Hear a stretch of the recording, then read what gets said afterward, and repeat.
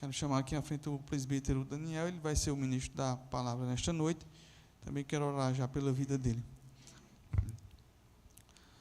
Senhor Deus, nós queremos colocar em Tua presença o presbítero Daniel, ó Pai, que ele venha transmitir aquilo que o Senhor já pôs no coração dele, que o Senhor venha falar aos nossos corações, ó Deus, nesta noite, ó Pai. Ó Deus, e que seja uma noite, ó Deus, para que todo mundo seja agradecido e glorificado. É assim que nós te oramos, em nome do Senhor Jesus. Amém. Amém. Obrigado. Eu quero saudar os irmãos com a paz do Senhor.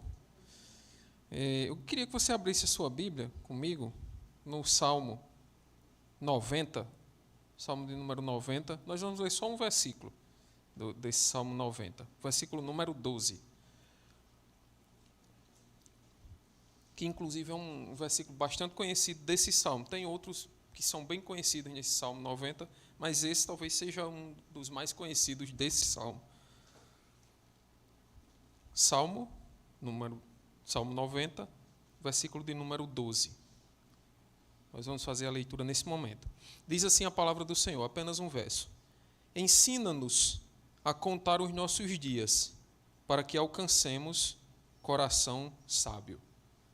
Pai, nós te louvamos, te agradecemos, pedimos que seja presente conosco, tem misericórdia de nós e especialmente de mim, Pai. Em nome de Jesus. Amém. Irmãos, o ser humano, ele vive dentro do tempo. Ele vive dentro do tempo. Mas ele entende muito pouco sobre o tempo. Fisicamente, nós sabemos, aprendemos simplesmente a medir o tempo. Nós temos segundos, nós temos minutos, nós temos dias, nós temos anos. Nós fazemos a medição do tempo. Mas nós não conseguimos compreender sua verdadeira dimensão. Se você falar com um astrofísico, ele vai dizer que o tempo é uma das três grandezas, junto com a gravidade, junto com a velocidade, que o ser humano ele não compreende. Ele simplesmente mede. Ele aprendeu a viver com essa grandeza. O tempo, ele não pode ser tocado, ele não pode ser parado, ele não pode ser armazenado. Ele simplesmente passa, constante e de maneira até implacável. Quanto mais nós tentamos dominar essa grandeza, quanto mais nós tentamos dominar o tempo, mais a gente percebe que, na verdade, nós estamos sujeitos a ele. Existe um contraste que, na verdade, ele está um pouco inquietante. Ao mesmo tempo em que o tempo ele parece longo quando nós olhamos para frente, ele se mostra extremamente curto quando nós olhamos para trás. Se eu combinar com vocês aqui uma coisa e disser, vai ser daqui a 6 anos. Daqui a 6 anos é muito tempo. Mas já faz 6 anos que nós estamos aqui nesse local. É muito pouco tempo. O tempo ele tem essa ambiguidade quando nós olhamos para trás. Anos que pareciam distantes se tornam memórias num instante. Nós estamos já no ano de 2026, há pouco tempo a gente estava no ano 2000. Essa percepção, ela revela, na verdade, uma limitação humana e até profunda. Nós não sabemos lidar com a extensão do tempo, tampouco com a sua rapidez. Cronologicamente, isso de fato nos assusta. O futuro, ele é incerto. O fim, inevitável. E a sensação de que o tempo está escapando por entre as nossas mãos, por entre os nossos dedos, gera ansiedade no coração humano. O medo não está apenas na morte. O medo, ele está na percepção que nós temos de que não temos controle sobre a linha do tempo da nossa própria existência. Nós queremos prolongar os momentos, queremos evitar perdas, garantir o amanhã, mas nada disso está plenamente nas nossas mãos. Nós não temos domínio sobre nenhuma dessas coisas. Esse temor, no entanto, ele expõe uma coisa essencial. Nós fomos criados com um senso de eternidade, mas vivemos presos aos nossos relógios. Sentimos que há algo maior do que o tempo, mas nós não conseguimos alcançar isso por nós mesmos. E é justamente aí que a reflexão bíblica ela ganha bastante força. quando nós entendemos a nossa limitação diante do tempo, nós somos conduzidos a depender de alguém que está acima do tempo, que é senhor do tempo. O tempo, na verdade, ele nos humilha. Ele nos humilha porque ele nos lembra constantemente de que nós somos finitos. Uma hora nós vamos acabar. Mas também pode nos ensinar, porque o tempo, ele também aponta para a necessidade de viver com propósito, antes que ele passe completamente e fuja por entre nossos dedos. O Salmo 90, conhecido como a oração de Moisés, ele foi escrito por Moisés, e mostra uma súplica de nada mais, nada menos do que o homem que liderou o povo durante o deserto por 40 anos e fez tudo aquilo que a gente conhece. A reflexão feita nesse salmo vem de alguém que viu uma geração inteira passar. Lembrem que as pessoas que saíram do Egito e entraram na Terra Prometida não são as mesmas. Moisés mesmo não entrou. Viu a Terra Prometida, ele viu a geração inteira passar, mas não chegou a entrar. Mas ele viu toda aquela geração passar. Essa reflexão vem dessa pessoa. Testemunhou milagres, viu maravilhas feitas por Deus, não só no deserto, mas na vida dele inteira.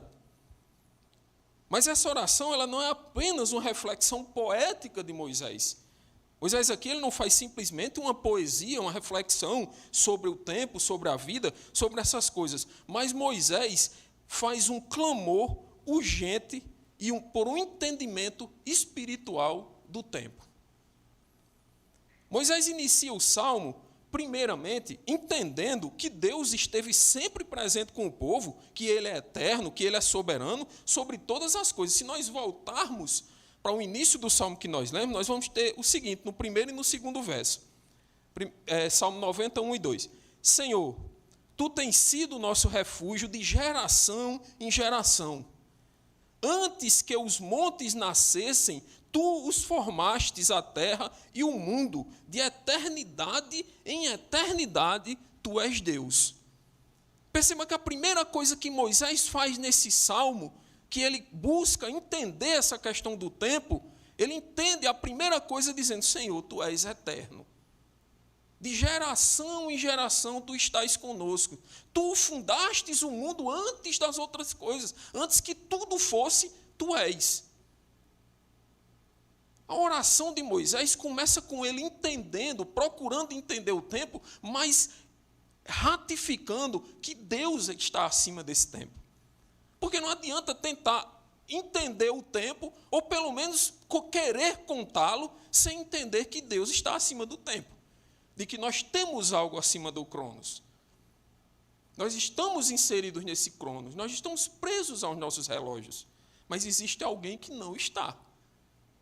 E é esse alguém que Moisés identifica como sendo eterno, como sendo soberano sobre todas as coisas. Adiante, no Salmo, Moisés reconhece em várias passagens o quão breve primeiro o homem é. E no verso 10, por exemplo, que é um dos mais conhecidos também, talvez de todos os salmos, o verso 10 do Salmo 90 é um dos mais conhecidos, ele declara que o homem, além de pequeno, tem um tempo bastante limitado sobre a terra. O que é que diz no Salmo 90, verso 10? Os dias da nossa vida sobem a 70 anos ou, em havendo vigor, a 80. Nesse caso, o melhor deles é canseira e enfado, porque tudo passa rapidamente e nós voamos. O que é que Moisés está fazendo aqui quando começa o salmo? E prossegue nele. Ele diz, Senhor, Tu és soberano. Tu moldastes os montes, Tu fizestes tudo. E nós, os homens, somos finitos. Em havendo vigor 80. Mas é 70 o que ele conta aqui. Perceba a finitude que Moisés atribui ao homem e a infinitude que ele atribui a Deus. O que Moisés está fazendo é procurando entender esse Cronos, procurando viver a vida dele dentro do relógio dele, mas entendendo duas coisas principais. Primeiro, Deus é soberano sobre todas as coisas. Segundo, o homem é finito. Em havendo vigor, está 80 anos aqui sobre essa terra. É isso que ele diz. Diante de toda essa fragilidade da vida, Moisés não pede mais anos a Deus na oração dele. Senhor, me conceda mais 100 e tantos anos. Não é isso que Moisés faz. Ele não se ensoberbece e pede a Deus mais vigor físico também, ou uma velhice menos enfadonha, vamos assim dizer. Ele aproveita a oportunidade para pedir a Deus mais entendimento, mais sabedoria. Moisés pede a Deus que o ensine a contar os seus dias. Isso não significa viver em ansiedade ou com medo da morte, mas desenvolver uma consciência sobre a brevidade que é a vida. Olhar para o tempo não como algo descartável, mas como um recurso precioso que está sendo consumido a cada instante. Dentro dessa necessidade de aprendizado que Moisés aponta no Salmo e que nós temos que ter, eu gostaria de destacar alguns pontos com os irmãos. O primeiro deles é a necessidade de uma instrução divina sobre a nossa vida e sobre a contagem do nosso tempo. O verso que nós lemos começa com a seguinte expressão: ensina-nos. O verso em destaque inicia com uma admissão de ignorância da parte de Moisés. Ensina-nos. Alguém que clama por ensino está atestando que ele não sabe de algo. Ou se você já sabe, você não vai pedir para ninguém lhe ensinar. Isso é óbvio. Começa com um atestado de Moisés sobre a ignorância que ele tem sobre essa contagem. Ensina-nos. Ensina-me. Por mais óbvio que isso possa soar, é estranho pensar que entendemos a nossa finitude aqui nessa terra, mas, por natureza, vivemos como se o tempo ele fosse infinito. Porque a partir do momento que o homem entende que ele está aqui nesse mundo, que o que é a vida, vamos dizer assim, ele já sabe que vai morrer, ou não. A partir do momento que a gente entende e que deixa de ser criança e é sabedor das coisas, a gente já sabe que nós somos. Uma hora a gente vai acabar nesse mundo aqui. Mas é ambíguo, porque a gente vive como se fosse infinito. Tem gente que faz as coisas como se não fosse morrer nunca. Aproveita, entre aspas, a vida de uma maneira como se ele fosse viver para sempre. Ou não é assim?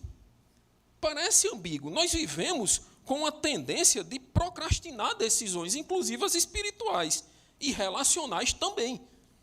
Nós vamos empurrando com a barriga, como a gente costuma dizer, e sempre deixando as decisões mais importantes para serem tomadas quando os nossos dias já passaram um número maior do que o que deveriam. A gente vai sempre deixando para depois. Quando eu fizer isso, vai acontecer aquilo. Não, deixa eu acontecer isso na minha vida. Não, eu vou fazer isso. Acontece muitas vezes com o filho. Não, deixa eu fazer aqui, deixa eu terminar isso aqui que eu estou fazendo, e vai procrastinando, vai empurrando com a barriga e vai deixando as coisas mais para frente. E quando a gente chega lá na frente, que a gente olha para trás, aí é aquela reflexão que eu disse no começo. A gente percebe que já passou muito tempo. Porque o tempo para frente ele parece grande, mas para trás ele é quase nada. Quando você olha para trás e diz, já passou 26 anos, 2016 foi há 10 anos, para mim foi ontem. Literalmente ontem, mas já passou 10 anos. Mas a gente sempre tem essa procrastinação humana de deixar as coisas sempre para mais tarde, sempre para depois. Somente o Criador do Cronos pode nos ensinar a contá-lo, a usá-lo corretamente. Não é uma habilidade natural. O homem não tem essa habilidade natural, uma vez que, por si, ele vive atordoado pelo tempo. E dentro desse turbilhão das nossas vidas, vão passando a cada dia mais rápido o nosso tempo e ele parece fugir do nosso controle. Gerir bem o tempo e aprender com Deus sobre essa passagem é uma disciplina espiritual. Buscar na palavra do Senhor a verdadeira orientação para as nossas vidas é essencial para nós desenvolvermos essa disciplina. Não há como você conhecer algo, até há, mas não há como você conhecer bem algo sem você conversar com alguém que entenda sobre aquela coisa. Ora, você tem o Criador do Cronos e você tem um ser humano que não sabe viver sobre esse Cronos. E aí Moisés diz, ensina-nos. Por quê? Porque eu não sei. Quando você atesta essa ignorância, de saber que pelo ser humano, por si só, não é uma coisa natural do ser humano saber gerir esse tempo, porque ele não tem condições de fazê-lo, você pede a Deus instrução para que haja na sua vida. Ensina-me, Senhor. Quem pede para que o outro ensine é porque atesta que não sabe. Mas o ser humano não, ele é arrogante. Ele acha que sabe, até o último ponto. Até o momento que ele vê que realmente não sabe, mas aí quando ele percebe isso, aí a vida já passou por entre os dedos dele. É como você tentar segurar a água na mão. Por um momento você até vai conseguir, mas quando você olha, ela está saindo ali, por entre os seus dedos. Não é possível fazer. O ser humano não nasce dotado para isso. Nós precisamos pedir a Deus que nos ensine como investir as nossas horas e sair do piloto automático que muitas vezes nós mesmos colocamos em nossas vidas. Buscar a palavra do Senhor, a verdadeira orientação para as nossas vidas, é essencial para isso. Não há como usar a teologia do deixa a vida me levar, a vida leva eu. Assim não dá certo. Esse teólogo que disse isso aí, não é uma teologia muito sadia, não. É preciso que a gente peça a Deus, ensina-nos, me ensine, porque eu não sei. Deixe a arrogância de lado. Pare de viver como se a vida, como se o tempo fosse algo que você consegue dominar. Não há. O ser humano sequer entende o que é o tempo. Como eu disse, a gente aprendeu a contar. Outro dia eu estava vendo um vídeo de física quântica. É coisa bem para doido. E aí a explicação da grandeza do tempo, o camarada dizia, olhe os ponteiros do seu relógio. Perceba que eles se mexem de acordo com a rotação que tem o Sol. Isso, o mover dos ponteiros do seu relógio é o tempo? Não. A deteriorização do seu relógio é o tempo. Assim como a nossa deteriorização é o nosso tempo. Perceba como a gente aprende a contar. Você olha os ponteiros do relógio, aprende a contar o tempo. São 7 horas, são 6 horas. Mas isso não é tempo. Não é a grandeza do tempo. A grandeza do tempo para nós é que ontem eu era menino, hoje sou velho. E amanhã vou ser mais velho ainda, um dia eu vou chegar na idade do pastor Walter. Um pré-senhor, como diria Rivana. E isso é tempo. Não a contagem que nós fazemos de dias, horas, minutos, isso é contagem de tempo. O primeiro passo para uma disciplina espiritual é entender que nós não entendemos o tempo. É entender que nós não entendemos. E precisamos que alguém nos ensine. Você atesta essa ignorância dizendo, Senhor, me ensine, porque eu não sei. Moisés entende que o homem por si só não sabe viver bem. Ele precisa ser ensinado por Deus. O ensina-nos aqui mostra a dependência. Sem essa instrução divina, o ser humano desperdiça a vida com aquilo que não tem valor eterno, corre atrás de conquistas passageiras, se prende a distrações, negligencia o que realmente importa.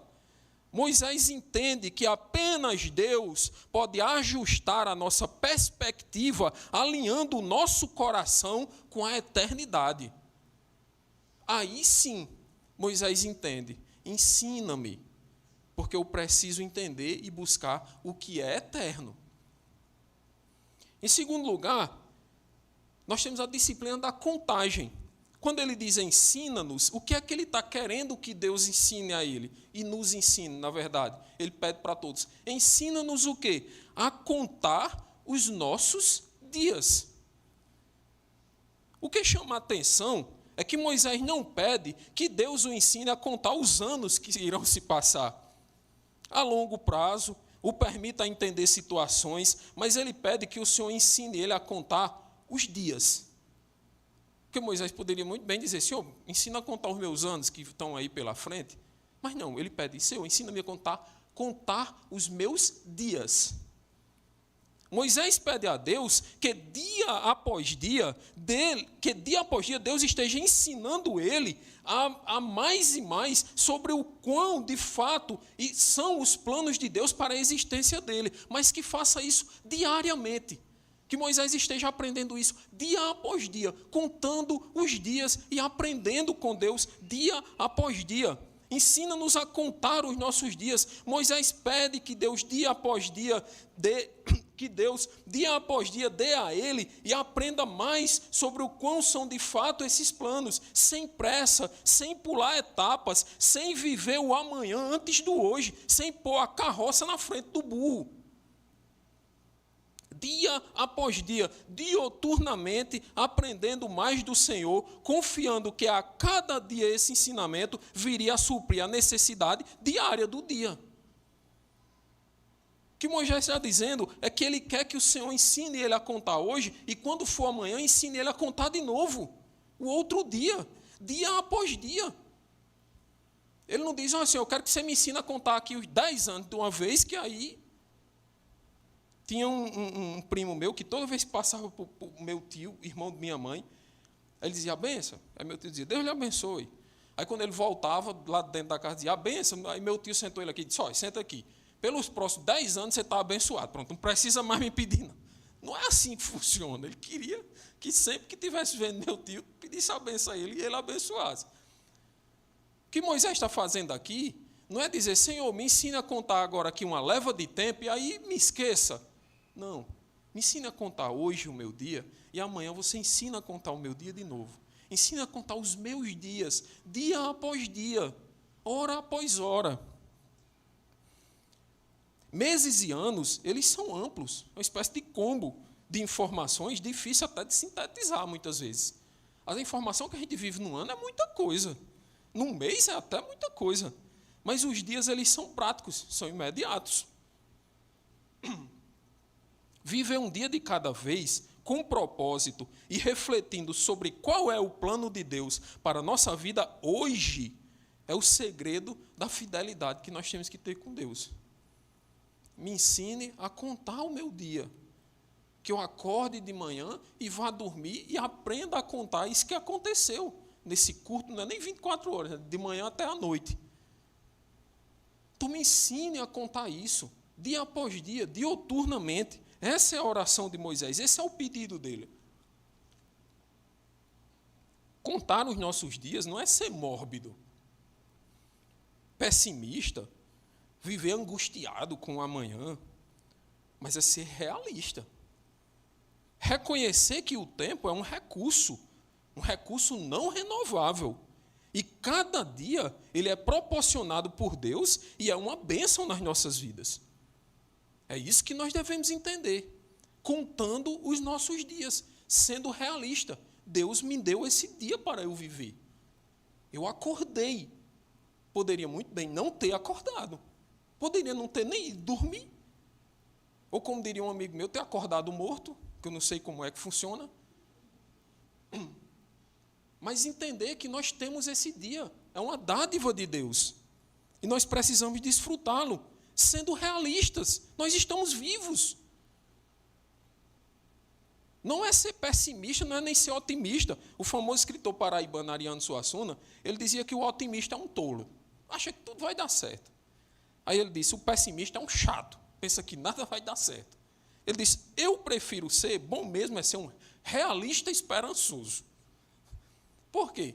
Porque você é realista e é esperançoso. Eu estou vivo hoje, vamos viver. Vou viver o dia que Deus me deu.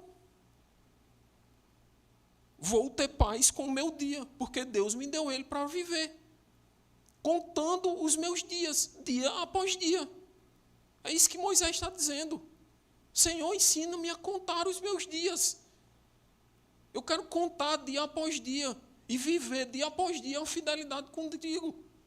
É isso que Moisés está querendo, e ele não pede só para ele. Perceba como Moisés diz, ensina-nos, ensina o seu povo. Isso vale para nós também. Se ele estivesse pedindo para ele, valeria também. Mas Moisés diz, ensina-nos, ensina o teu povo, Senhor, a contar os nossos dias. Nesse caso, ser um realista esperançoso, como diria Ariano Suassuna, é viver sabendo que em todos os dias, inclusive os dias maus, Deus estará ao nosso lado, nos ensinando lições. Quando nós contamos os nossos dias sob a luz da eternidade, nós priorizamos o que é permanentemente e eterno, não o que é passageiro. Nós passamos a construir riquezas, não nesse mundo, mas enchemos o nosso coração da promessa de uma vida celestial. E não é errado juntar riqueza aqui nesse mundo, não. Não acho que é isso, não é esse o ponto, não. Não é errado você estudar cada vez mais para ter uma profissão boa e para ter um emprego cada vez melhor, que ganhe melhor. Isso, de maneira nenhuma, isso é errado. Pelo contrário, eu mesmo incentivo que faça isso. Errado é nós não sabermos contar os nossos dias. E não contando esses dias, não nos apegarmos com o que é eterno. Porque contando os nossos dias, em muito vigor, é o quê? 80. Tem gente que passa, mas aí é canseiro e fadiga. Contando os nossos dias, nós nos apegamos ao que é eterno. Nós não pretendemos construir uma casa aqui nesse mundo. Nós pretendemos construir uma casa onde é eterna, onde a traça e a ferrugem não corroem. É isso que Moisés está dizendo. Ensina-nos a contar os nossos dias para que eu busque algo verdadeiro, para que eu me apegue com o que de fato é eterno. E não com esse mundo aqui.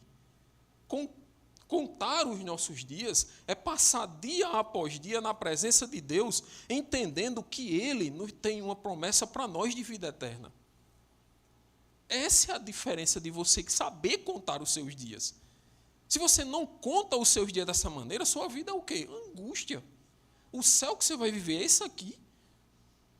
Isso aqui. Com as perturbações que nós temos. Isso aqui é o céu que eu vou viver? Não. Eu tenho uma morada eterna. Depois que eu passar o Rio Azul, aí choro, acabou.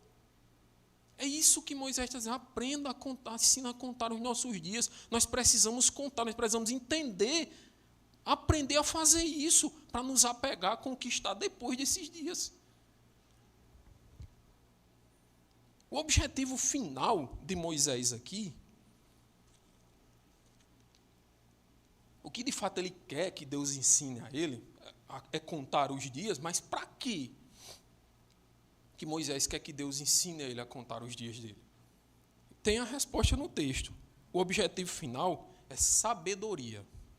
O que Moisés está querendo é ser sábio. Ter sabedoria nessa contagem. Ensina-nos a contar os nossos dias, para quê?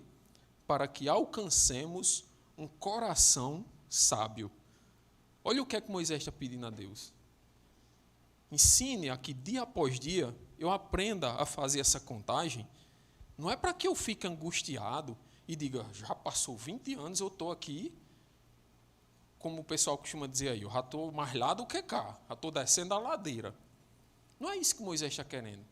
Ele diz, ensina-nos a contar os nossos dias para que nós tenhamos um coração sábio. Sabedoria. Quando Moisés pede a Deus que eu ensine a contar os dias, o intuito da contagem não é se desesperar. Não é desespero. Moisés não está desesperado e angustiado com o fato de que ele sabe que vai morrer, porque todos nós sabemos. E quanto mais os dias passam, uma vez no aniversário, a pessoa disse para mim, mais um ano de vida. Eu digo, não, menos um, né? Passou mais um ano vivido, mas menos um de vida. Não é desespero. Moisés está desesperado porque sabe que vai morrer e agora está querendo que Deus ensine a ele a contar os dias dele, porque ele sabe que estão se acabando. Não é isso, não. Nem tampouco Moisés ele não quer se debruçar sobre cada dia lamentando tudo de ruim que aconteceu e chorando as pitangas, como dizem por aí. Também não é apenas para ele se alegrar com as coisas boas que ocorreram e festejar. Não é nada disso que Moisés está querendo, não. no fim de todas as coisas, e o que de fato o salmista busca é ser sábio. É entender o que é que Deus está querendo, é sabedoria. Tudo isso que Moisés está querendo que Deus faça com ele é para que ele alcance sabedoria. Algo que não vai ter como ser tirado dele.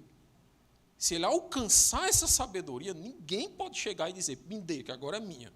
Não, vai ser dele. Ele quer que Deus o ensine a ser sábio. Diante dessa afirmação, e o que importa de fato para Moisés é alcançarmos a sabedoria, a pergunta que fica é, o que de fato seria um coração sábio? Ok, Moisés quer alcançar a sabedoria, mas o que é esse coração sábio que Moisés fala? O que de fato seria isso? Na Bíblia, se nós pararmos para pensar, não só nesse texto, mas em inúmeros outros, centenas de outros textos, a sabedoria, ela não está ligada a intelecto. Intelecto é uma coisa, você ser sábio intelectualmente, você é um intelectual, um catedrático. Isso não é sabedoria. Para a Bíblia, não. A sabedoria não está ligada a isso. Na Bíblia, sabedoria não é isso. Mas a sabedoria é a aplicação prática do temor do Senhor nas nossas escolhas diárias. E isso é sabedoria. A Bíblia vai dizer que o temor do Senhor é o princípio da sabedoria. Um dia eu estava acho que era na rádio, não lembro onde era não. E aí um camarada lá falando comigo, aí eu disse, não, tal, porque fulano lá é muito inteligente e tal. Aí ele disse, não, mas você também é uma pessoa inteligente. Eu disse, não acho não. Ele disse, não, você é um camarada inteligente. Eu disse, não acho que eu seja inteligente não.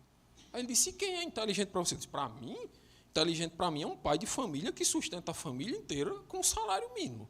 Esse alcançou um nível de sabedoria que jamais eu vou ter. Ele disse, por quê? Eu disse, porque sabedoria para mim é sobrevivência. E se me colocar no lugar dele, eu morro. Se colocar ele no meu lugar, ele sobrevive. Se eu me colocar no lugar dele, eu morro. Então, quem é o inteligente da história? Eu ou ele? Ele.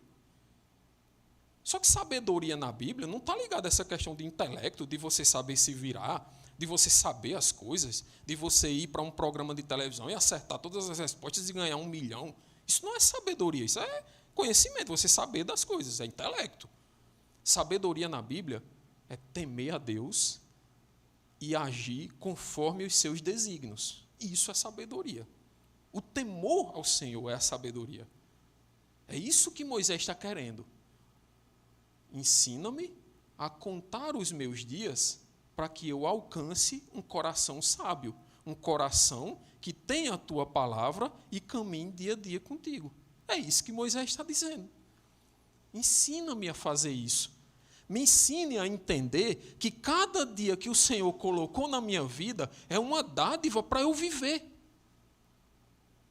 É um presente.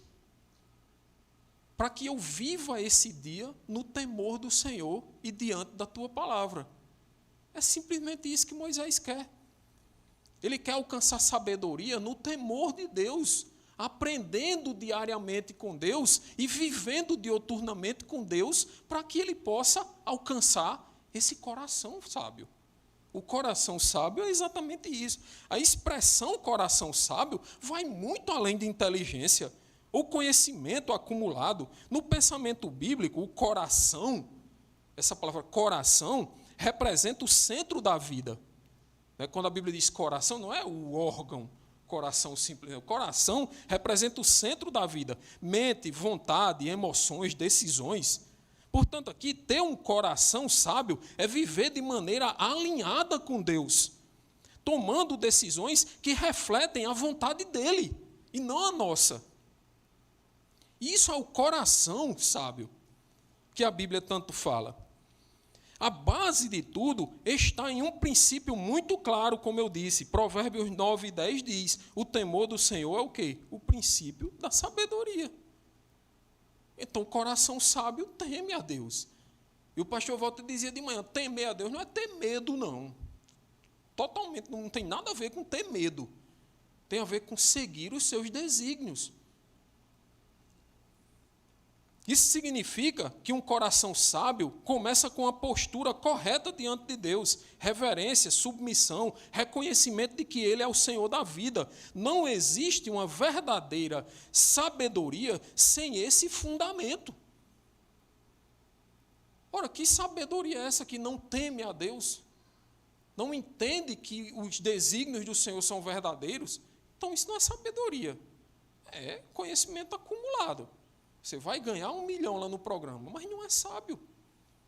Vocês já perceberam que tem gente, eu não sei se isso é uma sensação só minha, se for, até peço desculpas, mas vocês já perceberam que tem gente que quanto mais estuda, mais burra fica?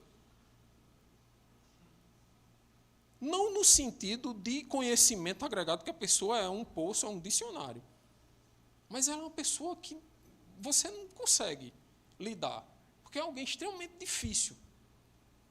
Não tem sabedoria para nada. Se tem um menino, não sabe criar um menino, o menino é mal comportado. Se criar um cachorro, o cachorro quer morder o povo. Já percebeu que tem gente... E a gente formada, gente diplomada, gente pós-graduada. E aí você chega na casa de uma pessoa simples, que não teve estudo nenhum, ou estudou muito pouco ali, que fez até a 4ª série, aprendeu a ler, como o pessoal dizia antigamente, é alfabetizado. As crianças comportadas, o cachorro abanando o rabo para você, não lhe morde. Uma pessoa que domina a sabedoria, que soube criar os filhos, que tem uma família centrada. Isso é uma sensação só minha, ou vocês já viram pessoas assim também? Pelo amor de Deus, diga que sim, porque não vou achar que sou só eu. Tem gente assim. E o que é que isso tem a ver, Daniel, com o que você está dizendo? O coração sábio não depende do que você estuda, não. Pode morrer de estudar. Fazer que nem mamãe, morra de estudar, pronto. Então morra de estudar, mas você não vai conseguir. Coração sábio é estar alinhado com a palavra do Senhor e com o que Ele quer para a sua vida. Aí você alcança um coração sábio. Você sabe contar os seus dias. Você sabe que vai embora daqui. Ok, uma hora todo mundo vai. Você não quer ir amanhã, nem quer ir hoje de noite. Ok, mas você sabe que vai. E você percebe, como o Dr. Russell Shedd disse quando estava muito doente, ele disse, acho que Deus está me desmamando desse mundo. Ou seja, botou um câncer em mim para eu ir aqui definhando e me desmamando desse mundo. Olha a sabedoria desse cidadão. Entender que está se acabando o tempo dele aqui. E isso é sabedoria. Não tem a ver com estudo, não. Tem a ver com o quão capacitado você é. Por mais capacitado que você seja, você não vai conseguir contar o seu tempo. Você não vai conseguir pará-lo. Você não vai conseguir freá-lo. Você não vai conseguir armazená-lo. O tempo vai humilhar você. É o Cronos, o que os gregos chamavam do Deus Cronos. É como se fosse alguém mau, que pega você e diz, eu vou lhe humilhar para você saber que você não manda em mim. E o que é que eu faço em relação a isso? Se apegue a quem é maior do que o Cronos. Porque existe alguém que é maior do que o tempo. Porque existe alguém que vive fora do tempo. Nós não, vivemos inseridos nesse dilema. Deus é o Senhor da vida. Não existe verdade, sabedoria, nem qualquer outra coisa longe das palavras dele. No Novo Testamento, essa ideia de sabedoria se aprofunda ainda mais, porque um coração sábio é aquele que é transformado por Cristo, transformado em Cristo. A sabedoria deixa de ser apenas um princípio e passa a ser uma pessoa viva atuando em nós. Cristo vem para ser essa sabedoria, para ser essa pessoa que detém essa sabedoria e habita em nós. O apóstolo Paulo mostra a verdadeira sabedoria, está ligada a quem? A cruz de Cristo, ao sacrifício dele. Algo que o mundo considerava loucura. Paulo vai dizer, para o mundo isso é uma doideira, isso é uma loucura. Mas, para Deus, é o quê? Poder de verdade. É isso que Paulo vai explicar. Portanto, um coração sábio, segundo a Bíblia, é aquele que Primeiro, vive no temor do Senhor. Segundo, é humilde e ensinável. Ensina-nos, humilde e ensinável. Terceiro, pratica a palavra no dia a dia. Quarto, valoriza o que é eterno. Quinto, confia em Deus acima de qualquer outra coisa. Esse é o coração sábio.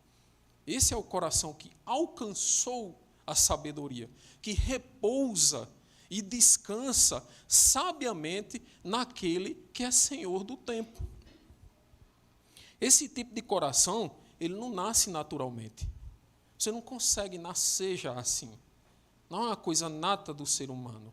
Ou você não consegue chegar no supermercado e comprar um e colocar no lugar. Não, não é assim que se faz.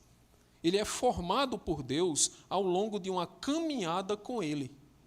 Você caminha com Deus e alcança esse coração sábio. Então, o que é que Moisés está dizendo?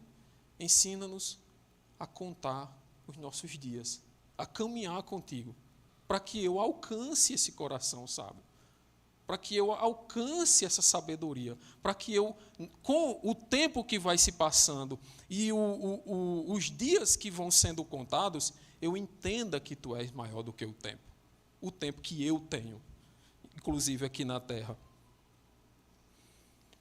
É exatamente isso que nós devemos buscar quando oramos, e devemos orar como Moisés. Ensina-nos a contar os nossos dias para que nós alcancemos esse coração sábio. Essa oração deve ser também a nossa. Nós precisamos pedir diariamente a Deus que nos ensine a viver com um propósito, com consciência da brevidade da nossa vida e com foco na eternidade. Que cada dia seja vivido não de forma automática, aleatória, de qualquer maneira, mas de maneira intencional, buscando a Deus e buscando ao Senhor. E assim a gente vai aprender a viver os nossos dias, a contar os nossos dias. A gente consegue, no fim das contas, uma tranquilidade.